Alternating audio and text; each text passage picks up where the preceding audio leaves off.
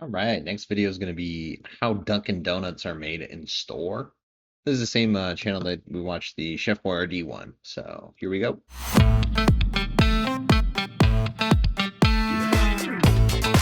Glazed, cake, cruller. Ugh, what's your favorite donut? Ooh, I'm a jelly-filled dude. Frosted and sprinkled, Dunkin' has a donut for just about every occasion. Always sprinkles, though. Why not put fucking sprinkles on the bitch, you know? It's always good.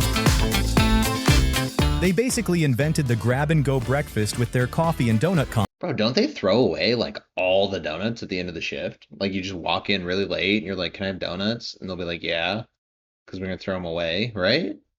They're just sitting out there dry like that all day until you buy it. combo. And you'll now find them serving early birds at more than 13,000 shops across 30 countries. For having donuts in the name, I don't think they make good donuts, honestly. I don't think they make good donuts at all. It's Krispy Kreme or nothing, I feel like. There's like Randy's Donuts is okay. They're just fucking huge and like thick, which I guess if you're into that, you know. But Krispy Kreme is like basic shit, but like standard donut, you know? Nothing crazy, but standard donut. Today, we're taking a closer look at what goes into these golden rings of dough and their bite-sized companions. So grab a coffee and snag some munchkins, because we're rolling inside to see just how America runs on Dunkin'. Dude, how do they make these? How do they get into these places and shit? I always skip the Origins one. That one's lame. Behind the counter, Dunkin' has 3 different ways of getting their donuts to customers. Oh, those are fine. Some shops knead and fry them fresh each morning, while others have trays delivered from a regional factory, and smaller shops like Dunkin' Express. Yo, some of them are getting it delivered to them, and then you're just buying a pastry that sat there. That's crazy. They're scamming you. And they're just cool with saying that? That's wild. Often stock frozen batches that are reheated on site. The method chosen usually comes down to management preference and available store space. Yeah, how much fucking work they want to do. So if they don't want to fucking try or do anything and make a whole lot of money, which is probably every franchise owner that exists, because they're a franchise, right? I think. So they can just choose to not have people make donuts in the fucking store. Like it would be the easiest thing. What is Dunkin' doing? All of them start with one of 2 batter types, yeast or cake. Yeast donuts are soft and fluffy and easy to spot by the faint ring around their middle. Oh, I never knew that. While the cake donuts have a heavier, more solid texture. I like the cake donuts always. I mean, I like them thick, but they're like dense, you know? They don't have to be thick to be dense. Texture and firmer bite. First, we'll check out how the cake donuts are mixed and fried in the store's kitchen. Then, we'll look at the... Some of them aren't fried in the kitchen, buddy. You just said that. They get them delivered.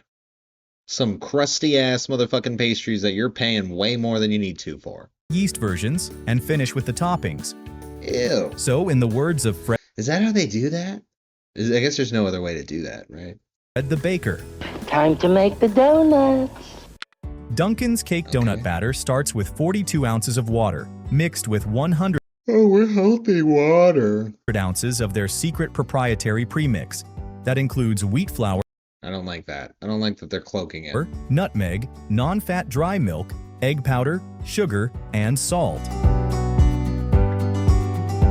Once it's mixed, there's no waiting. The batter has to be used right away. Ugh, do y'all eat the batter before it's like cooked? I would rather eat a whole fucking thing of cookies out of the batter than actually make the fucking cookies. Batter's so much better. It's probably not good for you at all, but it's so much fucking better. It's loaded into a specialized tool called the Belshaw Donut Plunger, which Dunkin' introduced back in 2002 to streamline the process and keep each donut looking exactly the same. They do not look exactly the same. I was just gonna say that shit, but it makes them look funky. Like I don't think they all do that. And for a consistent cook time across every batch, a timer is set for 30 seconds, while the baker turns the crank on the donut plunger. One ring of... Ew, bro, that's gotta be inefficient. There's no way you're pumping the same amount of dough into each one. Ain't no way. Like, just based off air and shit. Like, that's pushing it down, and you're like for 30 seconds, while the baker turns the it's got to like refill so that it pops another donut out. And until it doesn't do that, like, yeah, then you're out of batter. But I don't know. I don't like it. crank on the donut plunger. Could be better. One ring of batter drops every second into a blend of palm, soy, and cottonseed oils heated to 375 Okay, they're looking pretty similar. My bad. degrees Fahrenheit. They sizzle in the oil for 45 seconds. Then another timer allows 10 seconds for flipping, followed by another 45 seconds to finish the other side.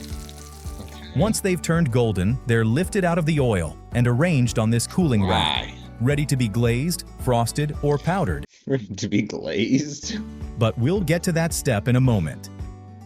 Bro, that's it. I mean, is there more advanced donuts? The chocolate cake donut batter starts with the same proprietary dry pre-mix, but this time it's blended with cocoa powder to bring out that rich chocolatey flavor.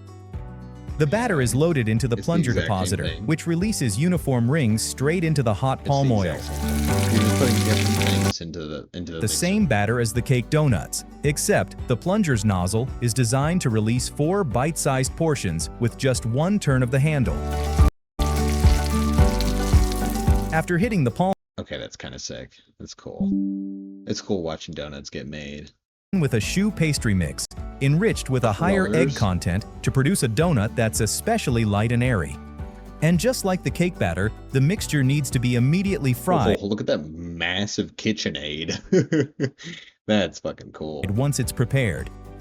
The choux batter goes into a Belshaw donut plunger fitted with a nozzle designed specifically for crullers. I'm a hater. It works pretty well. Turning the crank forces the perfect amount of batter through the ridged ring, shaping those characteristic vertical swirls. While in the hot oil, the higher egg... I just struggled to think that they would be exactly the same. I don't think they're exactly the same. You know, every time, every pump, they're exactly the same. I don't know. It looks kind of like it, though. Content releases steam within, forming air pockets that make the crullers puff dramatically. This also gives them a custard-like center, with a tender structure. Every motherfucking donut that exists? Okay, now we're talking yeast donuts. I mean, I get how they make. Why is this viewed so much? Develops that pillowy, fluffy texture we expect from a yeast donut.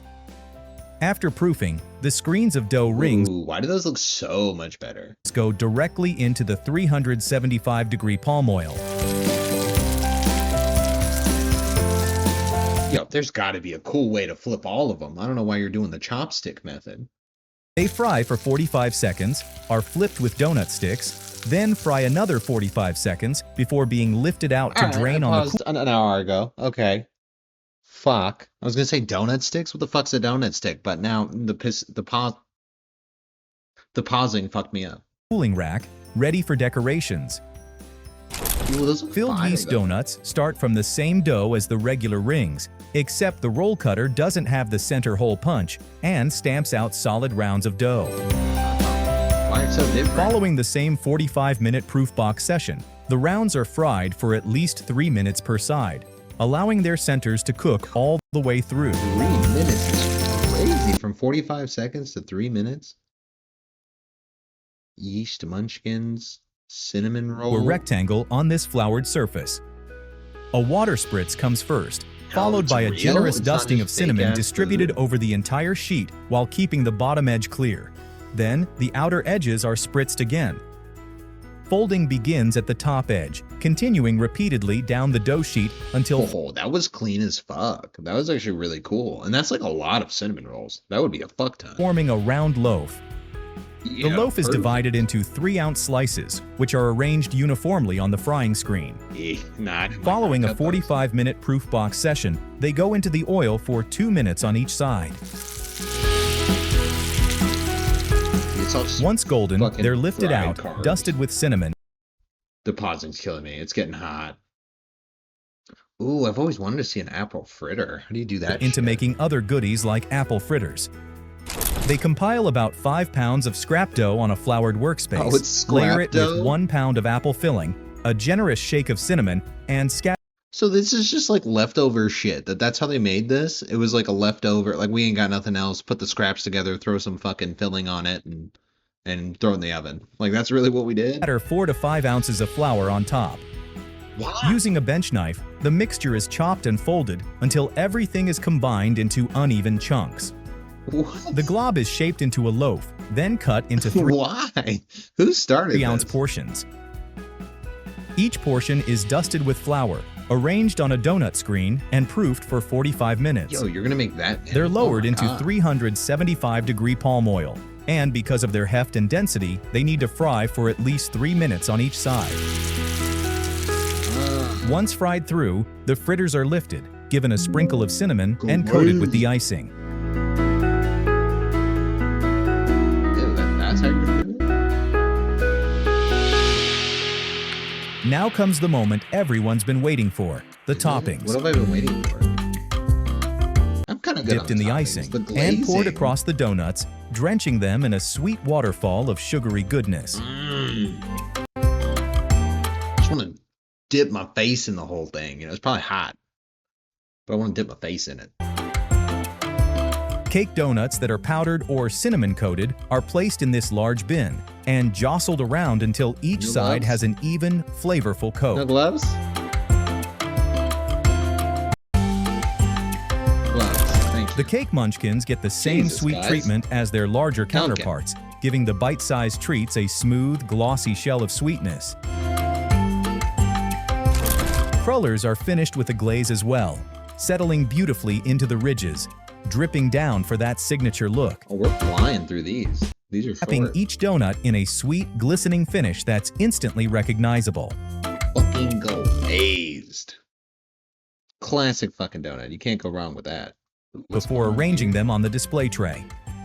During the holidays, you'll also see themed frostings, such as pumpkin spice in the fall, Okay, or it's- peppermint now it's and an ad. gingerbread in winter. Boston cream? Supplied That's the pre-made by a shit. third-party vendor. It's typically made with milk, What? sugar, corn syrup, egg yolks, and Y'all just buy this shit out? You just outsource this shit? Boston cream is a Bavarian-style custard that's supplied pre-made by a third-party vendor. It's not even real. I didn't think it being real was that fancy. So I didn't think they were skipping out on it. Okay. So that's just some shit from the store that's filled in those things, and it ain't even the donut, man. Oh, wow. It's typically made with milk, sugar, corn syrup, egg yolks, and vanilla, thickened with starch for that smooth custard consistency. In the kitchen, bags of the filling are loaded Yo, into they just dox that shit. Like exactly how to make fucking Boston cream filling. That's the crazy. hopper of this electric pastry injector. The yeast donut shells are pressed Oh, onto yo, the he's a spout, professional. Whoa. where a measured I bet he did all of those motherfucking donuts electric behind pastry him. injector. I bet he did every one of these motherfuckers behind him. Yeast donut shells are pressed onto the spouts, where a measured shot of custard is injected into each Dude, you're one. gonna stab yourself on that fast. Then the filled donuts move to the frosting prep table. Each shell is inverted. Yo, that was cool. Then the filled donuts move to the That's what I was frosting prep talking table. about. Each shell is inverted, dipped in rich chocolate Flip them icing, fast. then returned upright. Finished as one of Dunkin's most popular creations. The filling for jelly Okay. donuts is also prepared off-site, Damn, bro, a whole and it's most bucket? commonly raspberry or strawberry flavored. It's generally made with granulated sugar and corn syrup for sweetness and body, plus pectin to give it a thick, jam-like texture. Once the jelly Bro, and they just say typically made. They're not even saying like this is how they make it. So I'm a little